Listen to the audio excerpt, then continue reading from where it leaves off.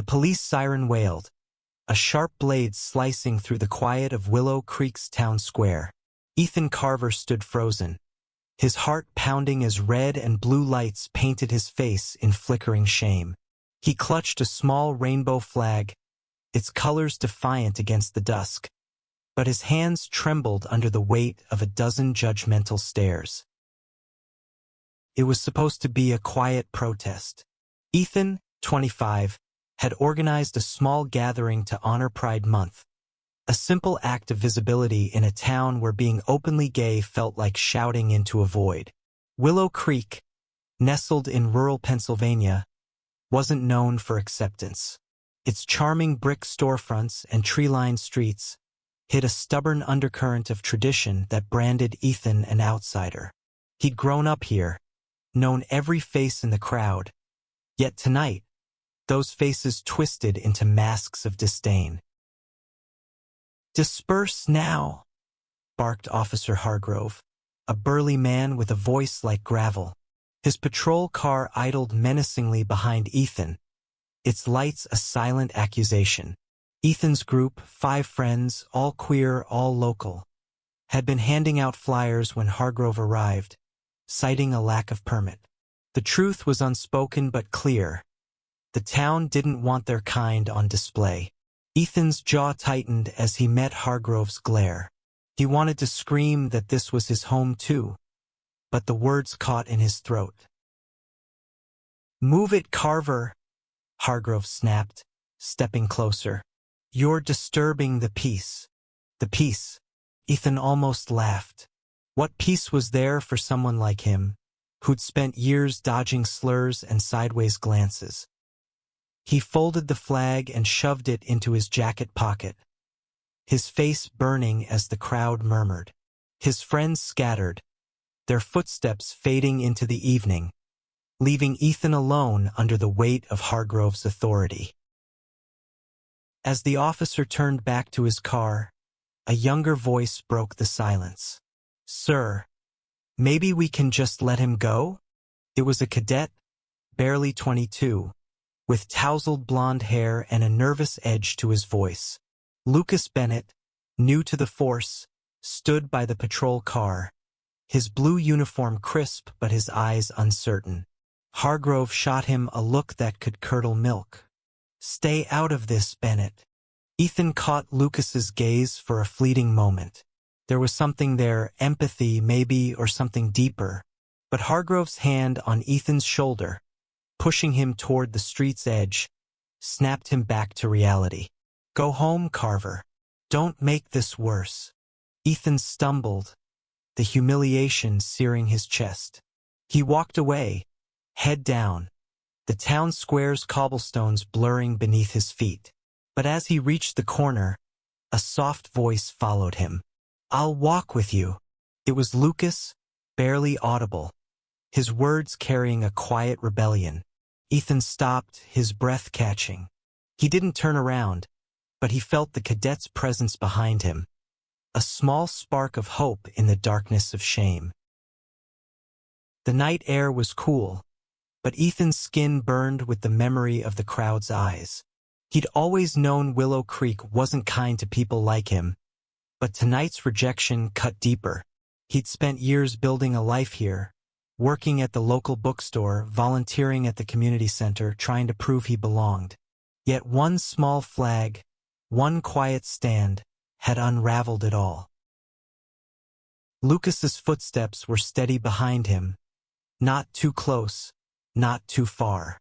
Ethan wanted to ask why a cop of all people would risk his neck for someone like him. But he didn't. The silence between them was heavy, charged with unspoken questions. Ethan's apartment was only a few blocks away, a small studio above the bookstore where he worked. As they walked, the town's lights flickered on, casting long shadows that seemed to stretch toward Ethan, accusing him still. At his doorstep, Ethan finally turned. Lucas stood there, hands in his pockets, his cadet badge glinting faintly under the street lamp. "You didn't have to do that," Ethan said, his voice rough. Lucas shrugged, his eyes meeting Ethan's with a quiet intensity. Didn't feel right, letting you walk alone. Ethan's throat tightened. He nodded, unsure what to say, and slipped inside.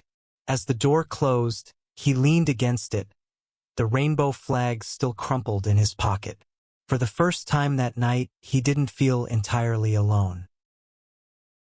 The next morning, Ethan woke to the smell of coffee and the weight of last night's shame still clinging to him.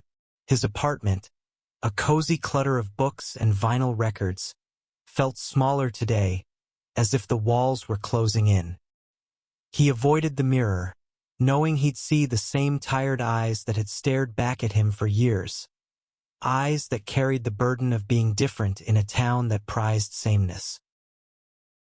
At the bookstore, Ethan busied himself shelving novels, trying to drown out the memory of Hargrove's voice.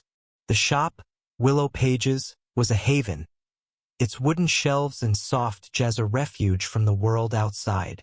But today even that felt tainted. Customers whispered as they browsed, their glances sharp with curiosity. Word of the protest had spread, and Ethan felt like a spectacle. Around noon, the bell above the door chimed, and Lucas walked in. He was out of uniform, wearing a plain gray hoodie and jeans, but Ethan recognized him instantly. His heart gave an unexpected lurch. Lucas looked out of place among the stacks, his hands fidgeting as he approached the counter. "Hey," Lucas said, his voice low. I wanted to check on you." Ethan raised an eyebrow, leaning against the counter. "Check on me? Or make sure I'm not planning another disturbance?" Lucas flinched, but his expression stayed earnest. "No, I mean it. Last night it wasn't right. What Hargrove did." Ethan studied him, searching for a catch. Cops in Willow Creek weren't exactly known for their open-mindedness. Lucas's presence felt like a puzzle piece that didn't fit. "Why do you care?" Ethan asked, his tone sharper than he intended. Lucas hesitated, his gaze dropping to the floor. I know what it's like to feel like you don't belong." The words hung between them, raw and unexpected. Ethan wanted to press, to ask what Lucas meant, but the vulnerability in the cadet's eyes stopped him. Instead, he nodded toward a stack of books. "Help me shelve these, and maybe I'll believe you're not just here to spy."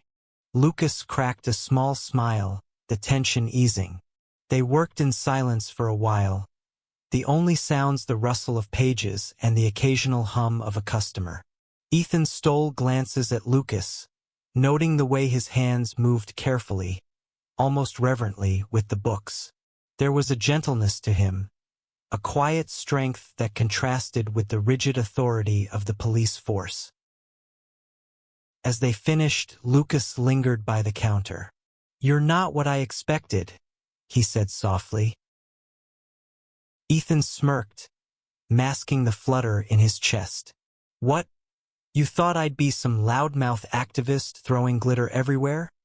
Lucas laughed, a sound that felt like sunlight breaking through clouds. "Maybe, but you're real. I like that." Ethan's breath caught.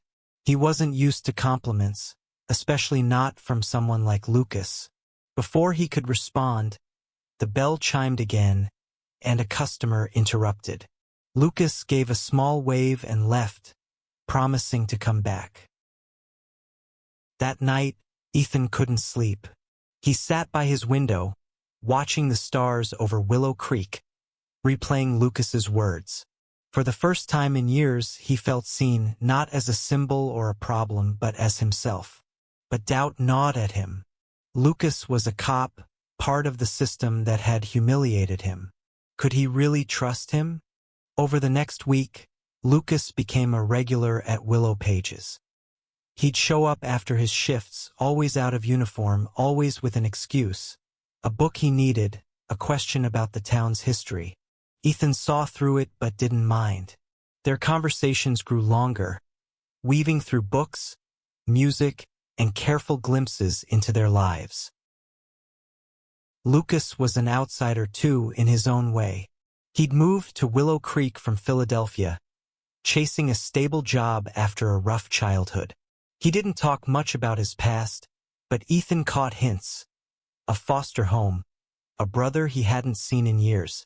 Lucas's quiet demeanor hid a well of unspoken pain, and Ethan felt a pull toward him, a connection he couldn't ignore. One evening, as they closed the shop together, Ethan took a risk. "You said you know what it's like to not belong. What did you mean?" Lucas froze, his hand pausing on a stack of books. For a moment, Ethan thought he'd pushed too far. Then Lucas sighed, his voice barely above a whisper. "I'm not out. Not here. Not anywhere, really." Ethan's heart stopped. The pieces clicked into place. Lucas's hesitation, his empathy, the way he'd risked Hargrove's wrath to walk with him.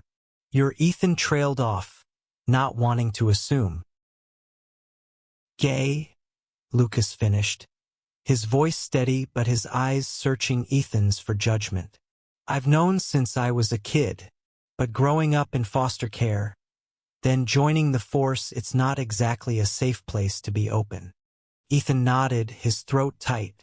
He knew that fear, the suffocating weight of hiding.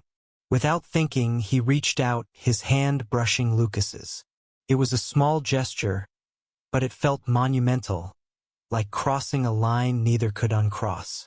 Lucas didn't pull away. Their moment was shattered by the roar of an engine outside. Hargrove's patrol car rolled by, slow and deliberate, his eyes locking onto them through the shop's window. Ethan's stomach dropped. Lucas stepped back, his face paling. "He doesn't know," Lucas said quickly, "but he's got a nose for trouble. Be careful, Ethan." The warning lingered as Ethan walked home alone that night. He felt the town's eyes on him again, sharper now, as if Hargrove's suspicion had infected the air. But Lucas's confession burned brighter, a fragile hope that kept him going. The tension in Willow Creek grew thicker as Pride Month neared its end. Ethan's small protest had sparked whispers, then arguments, then a full-blown divide. Some townsfolk rallied behind him, leaving supportive notes at the bookstore. Others, led by Hargrove's allies, doubled down, plastering traditional values flyers around town. Ethan refused to back down. He organized another gathering, this time with a permit, in the town square. It was bigger. 20 people, a mix of queer locals and allies, holding signs and candles. Ethan stood at the front, his voice steady as he spoke about love, resilience, and belonging. For the first time, he felt like he was claiming his place in Willow Creek. But Hargrove was there, watching from his car. And this time he wasn't alone. 2 other officers flanked him, their presence a silent threat. Ethan's heart raced, but he kept speaking, his words fueled by years of silence. As the crowd dispersed, Hargrove approached. "You're pushing it, Carver," he growled. "This town doesn't need your kind stirring things up." Ethan squared his shoulders. "My kind? This is my home, Hargrove. Same as yours." The officer's face darkened, but before he could respond, Lucas stepped forward. He was in uniform now, his cadet badge gleaming. "Sir, they've got a permit. They're not breaking any laws." Hargrove's eyes narrowed. "You're out of line, Bennett. Don't make me regret keeping you on." The threat was clear, but Lucas didn't back down. Ethan felt a surge of pride, mixed with fear. Lucas was risking everything, his job, his future, for him. That night, Ethan and Lucas met at a quiet diner on the edge of town. Over greasy fries and coffee, they talked, their voices low but urgent. Lucas admitted he was terrified, caught between his duty and his truth. Ethan shared his own fears, the exhaustion of fighting for a place that didn't want him. "You don't have to do this alone," Lucas said, his hand finding Ethan's under the table. "I'm with you." Ethan's heart swelled, but doubt lingered. Could they really stand together in a town like this? The final days of Pride Month brought a storm, both literal and figurative. Rain battered Willow Creek, turning the streets to rivers, but Ethan's resolve held firm. He planned a final event, a candlelit vigil to honor those who'd fought for queer rights. He expected resistance, but not the chaos that followed. Hargrove and his allies rallied a counter-protest, their signs venomous, their voices loud.